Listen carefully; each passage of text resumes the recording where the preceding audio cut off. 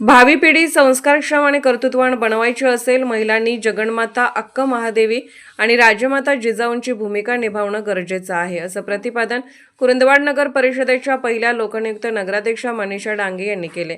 त्या श्री कल्लेश्वर मंदिर कुरुंदवाड येथील जगन्माता अक्क महादेवी जयंती सोहळ्याच्या प्रमुख पाहुण्या म्हणून बोलत होत्या. अध्यक्षस्थानी शारदा काडगोंडा पाटील होत्या.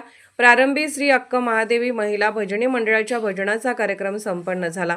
त्यानंतर दीपप्रज्वलन आणि जगन्माता अक्क महादेवी प्रतिमेस प्रमुख पाहुण्यांच्या हस्ते पुष्पहार अर्पण करण्यात आला. स्वागत आणि प्रास्ताविक अर्चना सचिन बनछोडे यांनी केले. पाहुण्यांचा परिचय सारिका आवटी तर अध्यक्षांचा परिचय भारती आंबी यांनी करून दिला.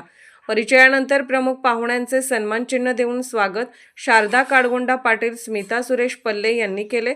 तसेच महिला मंडळामार्फत आयोजित फनी गेम्स आणि वक्तृत्व स्पर्धेतील विजेत्यांना प्रमुख पाहुणे आणि अध्यक्षांच्या हस्ते बक्षीस वितरण करण्यात आले.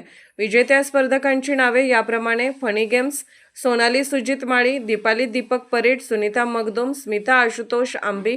वक्तृत्व स्पर्धा: स्मिता महादेव आंबी, कांचन मेंगे. स्पॉट गेम्स: सुनंदा आवटी, कल्पना डोरलीकर, रेणुका आवटी, प्रभावती बनछोडे, पूनम आवटी. पाळणा पूजनाचा मानसव ऋतुजा सिद्धार्थ आवटी यांना मिळाला. आजची महिला स्वतःचा संसार सांभाळून सुद्धा आपले छंद जोपासते, सामाजिक कार्य, राजकारणासाठी बाहेर पडते, ही गौरवाची बाब आहे, असे प्रतिपादन केले. नगराध्यक्षासह मनीषा डांगे यांनी शेवटी आभार मानले.